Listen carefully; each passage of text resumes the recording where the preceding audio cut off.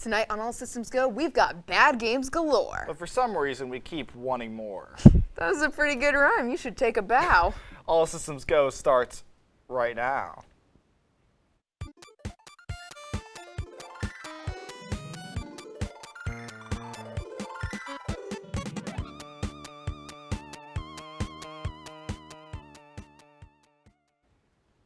Hello and welcome to All Systems Go, the only show whose hosts forget whose line it is. I'm Jenica. And I'm Nick. Let's get into it. If only I could buy almost 10,000 games for only $10 and also support 2 charities aiding civilians in besieged Ukraine. What's that? More than 700 game developers have made that possible? That's right. The DRM-free itch.io bundle for Ukraine contains some top-flight, full-size indie titles such as Skatebird, Kingdom 2 Crowns, Baba Is You, Celeste, Super Hexagon, and Super Hot, as well as many more. There are 566 more video games, plus 317 rule sets for tabletop games, 22 digital books, 10 soundtracks, 9 comics, and other downloads, all available until Friday, March 18th. That's next Friday. The minimum donation is only $10, but you are strongly encouraged to pay more than that if you can. All the money will be split 50-50 between 2 charities, Voices of Children and International Medical Corps. Voices of Children is a Ukrainian organization that helps children cope with the trauma of war, post-traumatic stress disorder, and other challenges specific to kids. International Medical Corps provides medical assistance to the region. All products in the bundle are available as direct downloads from the itch.io page. Are you sick of your normal TV shows where you gotta learn all these new characters and original stories? Well, lucky for you, PlayStation's got plenty of shows for you, based directly off of the games whose stories were written specifically to be interacted with.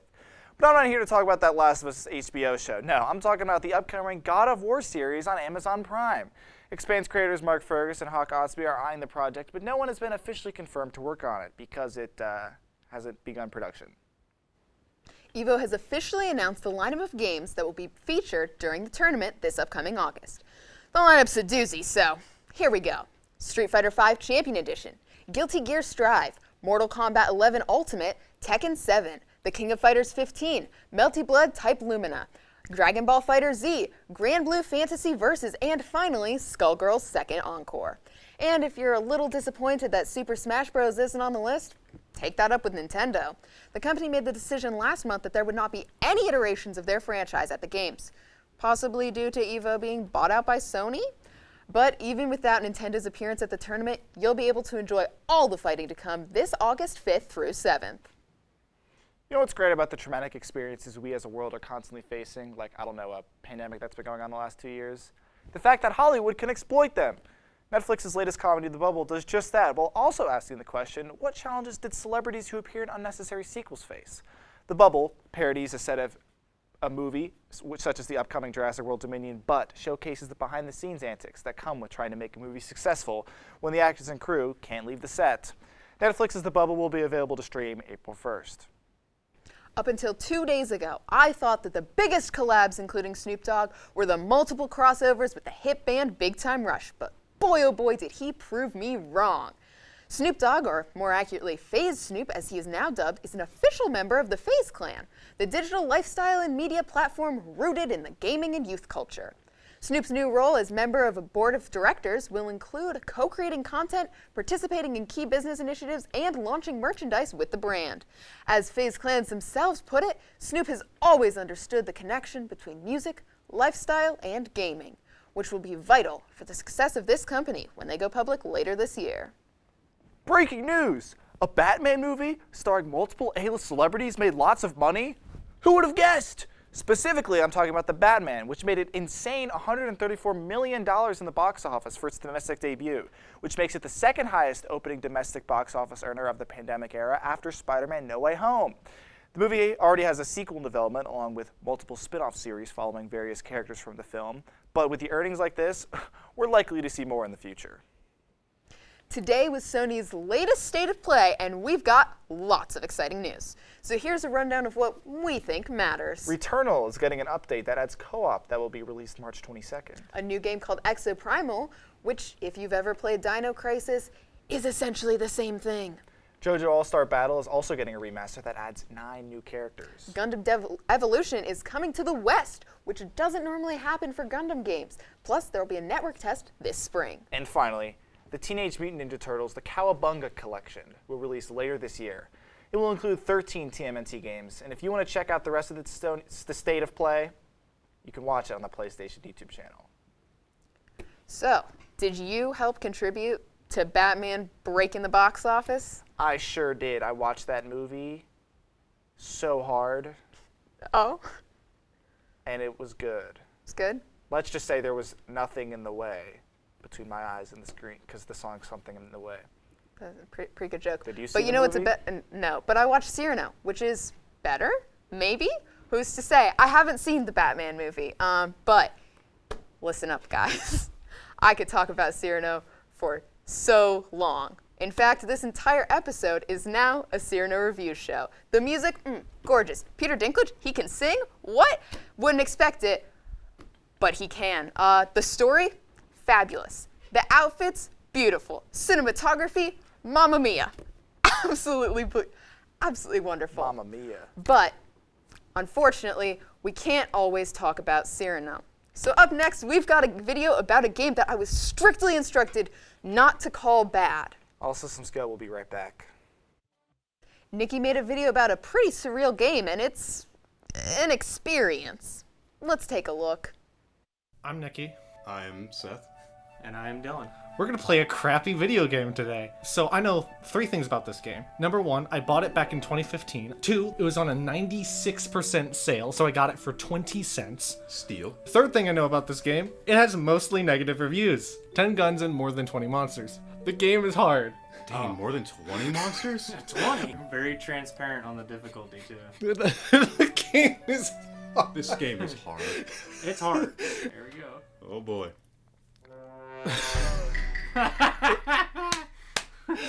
Absolutely incredible start. Oh, this is gonna blow Elden Ring out the water. Yeah. Okay, so we have classic and turbo. Sigma grind set right here. Look at all those Sigmas. I'm touching nothing. Oh, no. Oh, I don't know what's happening. yeah, which Sigma do we want to be? Huh. Robot EX. The Robot EX. I can't control anything except for the fire button.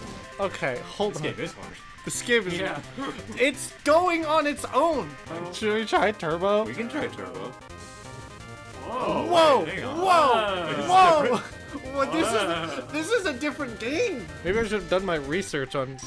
Oh, what if we unplug the controller? Oh, okay.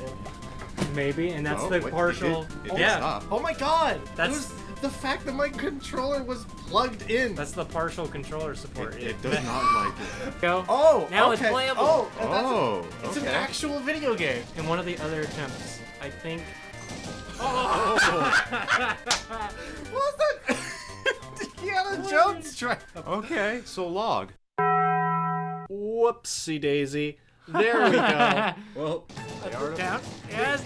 Yes! log! Log! Yes! We made it through log! Just straight up a gun. Oh, That's whoa, that's an Evangelion right there. Yeah. That looks like Phineas's head from Phineas and Ferb. The Phineas Galleon. Phineas Phineas Gillian. Gillian. I like the steampunk thing. I want to go with this. All right. Whoa! No, no, no. Oh, I forgot about the log! You can't forget about log. Log! Okay. Let's try a Phineas Galleon. Let's try Phineas Gillian. Phineas Gillian. Let's do it. Oh, whoa! What is that? I'm going so much faster. Oh! Oh! The log. Time for drastic measures.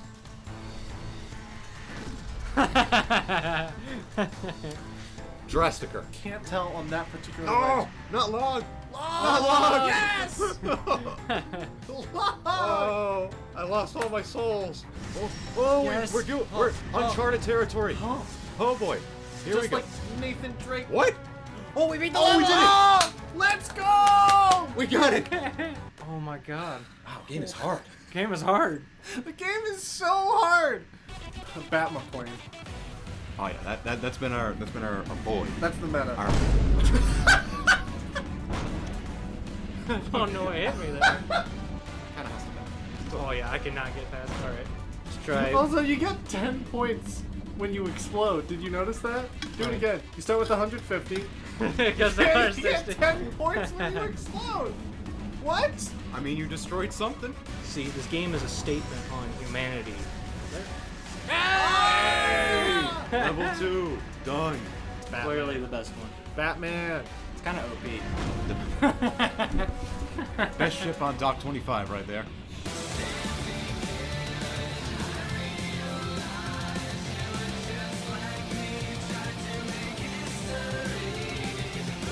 You wanna try classic? Okay, I'm gonna see. Actually, oh Wait. Oh, we skipped. Hold on. There was a what was cutscene. that? Whoa.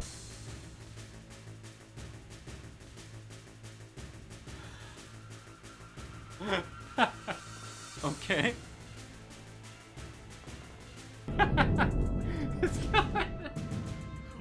When is this establishing shot? Well, you know, we got the sun, we got planets. We have a character customizer. There's like Yeah. Optimus Prime and Iron Man. oh, Iron Man. dude. Oh, the one robot Oh, we from have Wall-E. Eve from Wall-E. Yeah. Oh yeah. As Fred Durst would say, Whoa. like a chainsaw. Wait, Oh. what? What? Oh, Oh.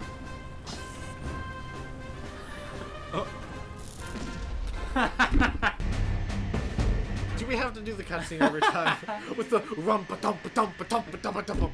I don't know how much of a hazard that is. I mean, I was holding the up. That's double death. I think we've seen everything we can. We've seen. I think we're probably done. I think we're good. I mean, I think we all have the same thoughts on Yeah. this game. 3, 2, 1. The Game game is hard. is hard. Oh.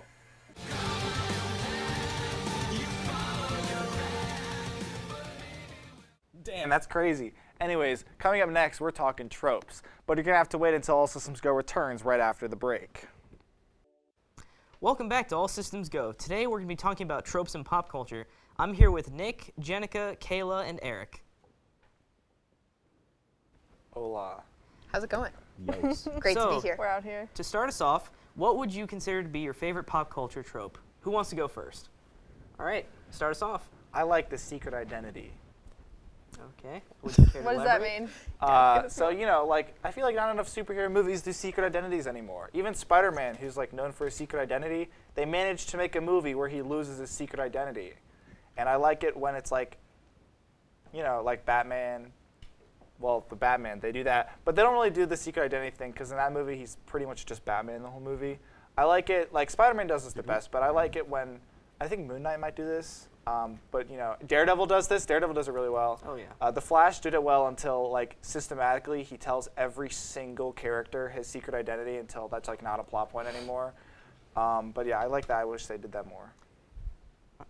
I'll jump in next. I think my favorite trope has to be found family. Because, I mean, what's not to love about it? It's such a perfect trope. I just like, you know, finding a group of people coming together and becoming a family. It's so sweet and good. I love it. Makes me happy.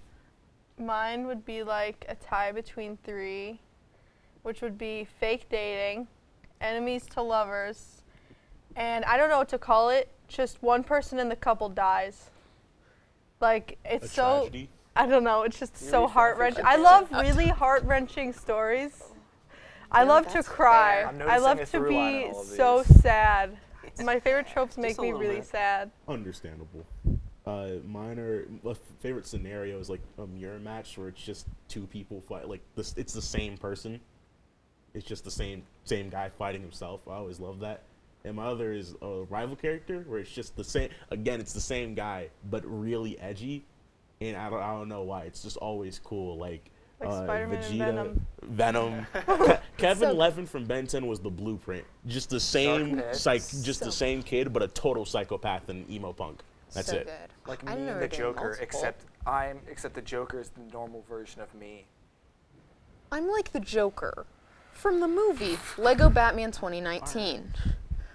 I'm ignoring both of All those. right. But also, So, Accidental dad. moving on. beautiful What would trope. you consider your least favorite trope? Nick? So you know how in Star Wars when R2-D2 will say something and then C-3PO interpreting for the audience, it's like, what do you mean we need to go to the ship? Nobody talks like that actually. Say something normal to me. So what are you doing after the show tonight? What do you mean what am I doing after the show tonight? I'm going to go to, like, I hate, they do that all the time in Star Wars. That's it's true. so dumb. They do that But a you lot. can't understand what I he's know, but there's saying. more creative ways to, like, understand, like, Subtitles? No, No, I'm not way saying they that's are not doing it is creative. I'm saying, like, creative. so funnier if he says, version like, is- what are you doing after the show tonight? It's like, well, I'm planning on doing this later. Like, that's kind of, like, implied he asked about, like, you don't need to know exactly what the question is. You just need to know, you just need to understand the answer, if that makes sense. The funnier That's version fair, of that that's is just fair. having subtitles, but nobody understands No, them. I think subtitles like is the that. laziest possible solution. How is it lazy? But I would still take it over the complete pulling me out of the story of, I am just repeating the thing you said. Like, he does that so much. Nobody talks like that. That's fair. I really hate the trope of adorkable misogyny. Big Bang Theory.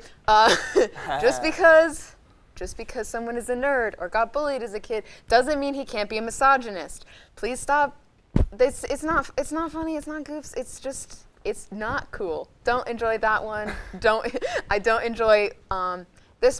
People might not enjoy me for this. I don't like love corners that much. And love corner is different than a love triangle. Love corner, like two guys fall in love with the same girl.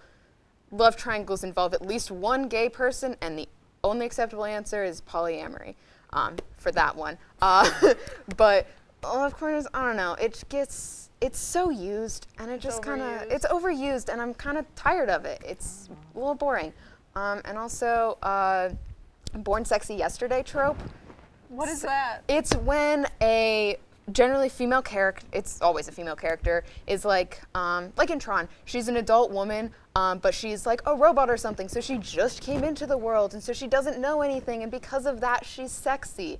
When, if it's a guy, like in Big, they fall in love with, the girl falls in love with him in spite of his childishness. Like, Oh, maybe like he's lovable. Starfire. Yeah.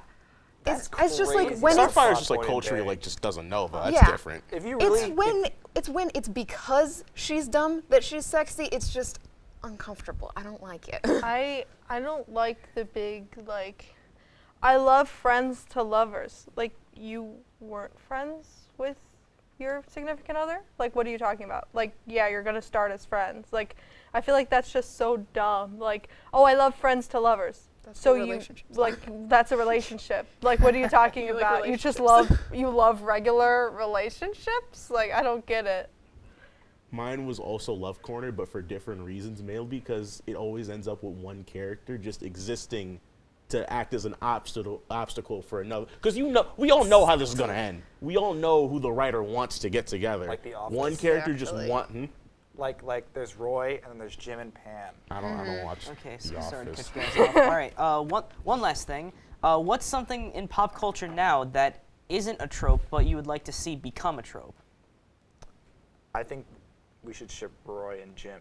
Oh, so what isn't a trope, what I want to see a trope? More secret identities. More of them. Who am I? Jake Marley. Okay. Daredevil? Well, A and man without fear. sorry to cut you off, but that's all the time we have for today. Coming up next, Joe gives us an in-depth look at Destiny 2's new DLC, The Witch Queen. All systems go. We'll be right back. Did you wish that you could play the same game from 2017 forever? Well, you're in luck, okay? Joe decided to take a look at the Witch Queen DLC for Destiny 2, and he's got some thoughts. Let's take a look. Shrek 2. Shrek 2 is my favorite movie of all time. You wanna know why? Because it's a sequel to Shrek, and it's so amazing. I mean, oh my god, like the one part where like Shrek turns into human, like, oh! I mean, it's got a great story, you know, I mean, it sets itself up for Shrek 3, which, I mean, it's not my favorite movie, but I mean, it's a good movie. It's a good movie. Wait. Wait. What do you mean we're talking about Destiny 2 Witch Queen? What do you mean we're talking about... We're not talking about Shrek 2? Oh, you motherfuck. Oh my god!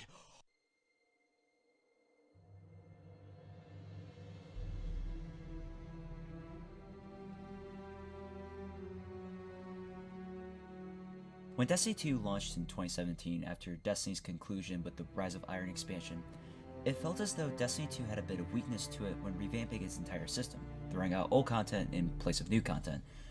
Unfortunately for Destiny 2, its old expansions weren't spared from the same fate, and the first two expansions, along with the popular Forsaken DLC killing off Nathan Fillion, who played the ever-so-glorious Cade 6, were vaulted and have no plans to be unvaulted as of this moment. To make room for what I was about to play, I cut Destiny 2 out of my game cycle due to the constant grind set the game had me constantly engage in. Spending countless hours only being met with little hints of progress weren't really cutting it for me, so I put the game down and refused to return to it for about a year. However, when I heard about the brand new expansion that was coming after Beyond Light, introducing a whole new campaign as well as a plethora of brand new content that would change the game entirely, I decided that after quitting Final Fantasy XIV that I would give Destiny 2 one more shot, as not only for the nostalgia factor, but I needed another game to screw around with in my free time. Needless to say, despite the fact that I was absent for some parts of the changing story due to the seasonal storyline branching the major expansions between each other, I found that Destiny 2 Witch Queen was exactly what the game needed. And not only what the game needed, but what the franchise needed. Past the Taken King expansion in 2015, Witch Queen breathes new life into the game that I hadn't seen since I stopped playing, and it's perfect enough for me to want to talk about it.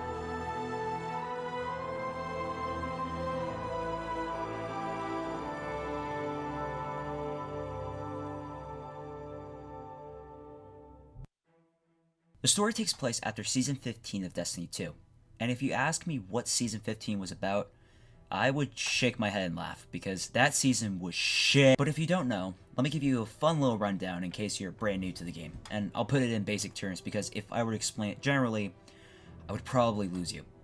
Basically, needless to say, I found the story to be quite enjoyable, and even with the difficulty I first faced it on, which was diving into the deep end without any swimming lessons, I found that getting to learn about the story as well as figuring out the truth that Savathun is so inclined for you to learn was actually kind of fun. There was a lot of moments in this story that, while I didn't understand, I found it easy to pick up as the game went along, as well as my past knowledge of the previous expansions as well as the first game. Overall, for future expansions, this should really be the basis for what Bungie focuses on in terms of its expansions. In short, I just wish that the other expansions were as good as this story. Getting into the gameplay aspect, there's a lot of new mechanics to learn and new features that have been added. The biggest thing added to the expansion was a weapons crafting system, and honestly the UI for it, as well as the what it looks like, it actually looks pretty cool. It's honestly actually a really cool part of the game.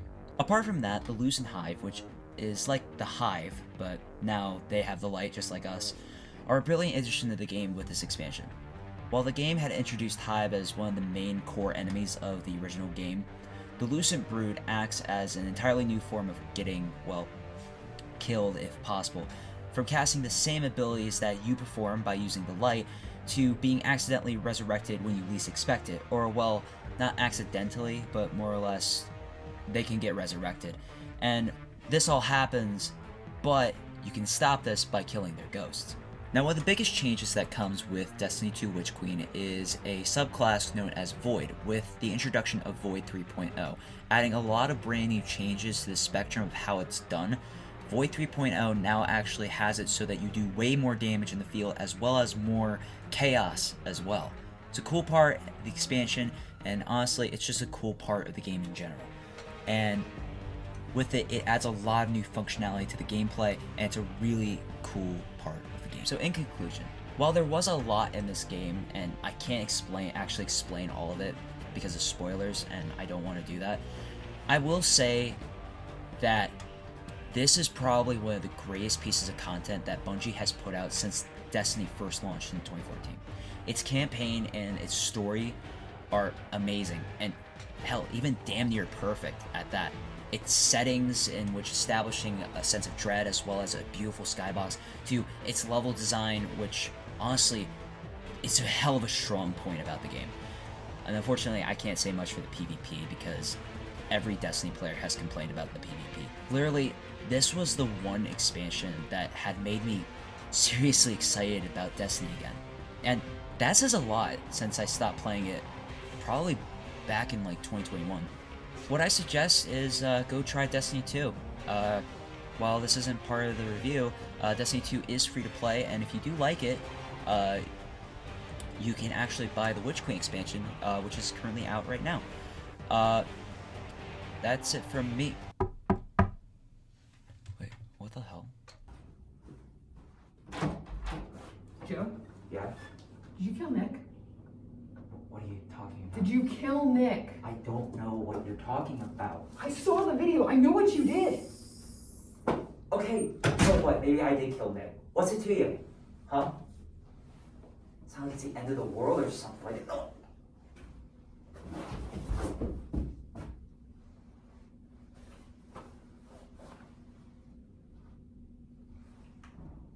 Yeah, we got him.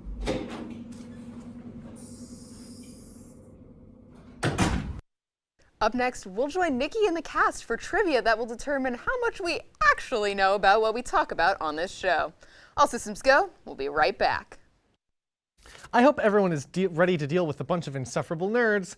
No, I'm not talking about Reddit. Instead, we are once again playing the correction game. Now I have Alexa here, keeping score, my good friend. And we have our 4 lovely contestants over here, David, Jenica, Nick, and Liam. If you did not catch our last segment of the correction game, the rules are pretty simple. I have a stack of incorrect statements about various fictional media. Our contestant's job is to find what exactly is wrong with them and correct me. You can interrupt my statement at any time. No need to wait for me to finish what I'm saying. I may want you to be more specific, but feel free to take a wild guess anyways. And this time around, the questions will be more difficult, and some of the franchises you may not know as much about, some. So in order to help, each one of you has a single hint coin.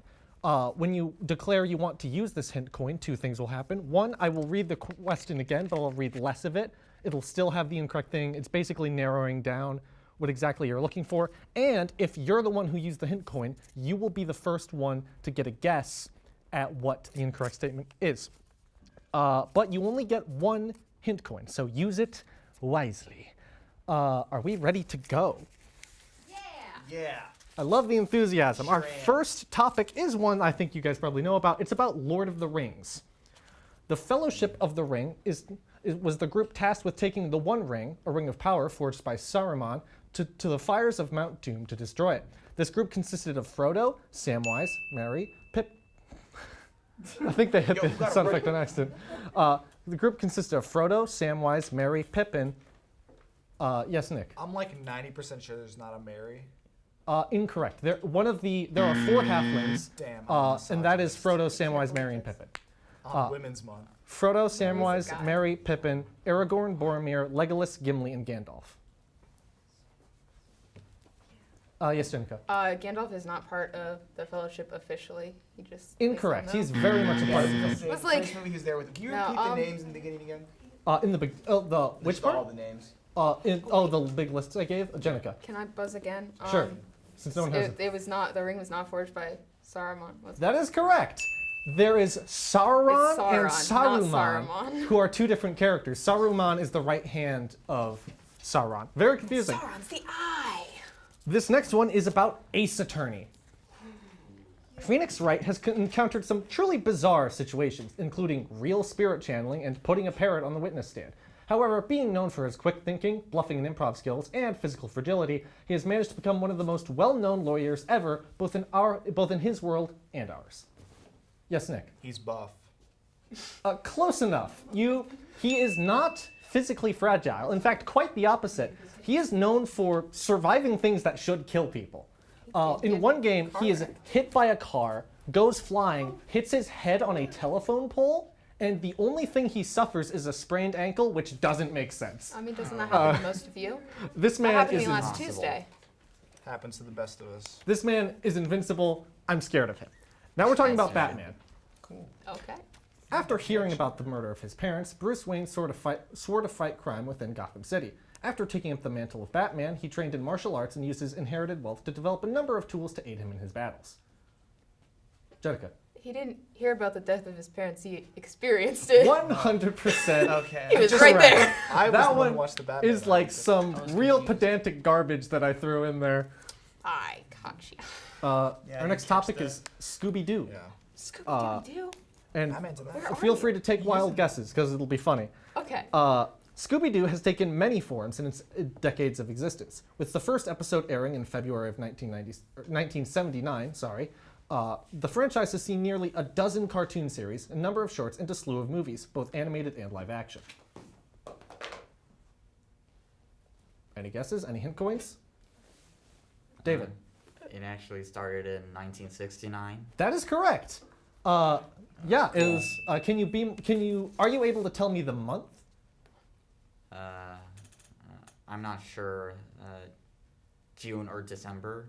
Not correct. I think because you got the year, I'll just go ahead and give it to you. It was September 13th, 1969. This question, everyone, I am extremely excited for because this question is about Kingdom Hearts.